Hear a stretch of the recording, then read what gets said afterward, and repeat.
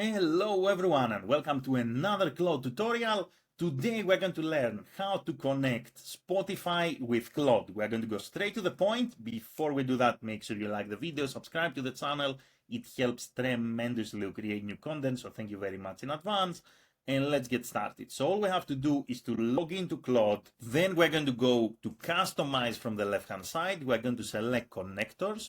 Then we're going to click the plus symbol and we're going to select browse connectors.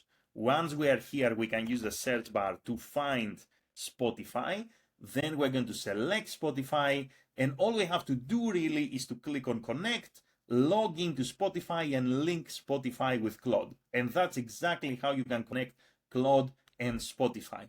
Now, before you begin, it will be interesting to check under tools and see what Claude can do together with Spotify, create a playlist, get currently playing, the song currently playing, search, add something to library, fetch tracks, and so forth. And once you link Spotify with Claude, you can also ask the tool how else it can help you to do different things with Spotify.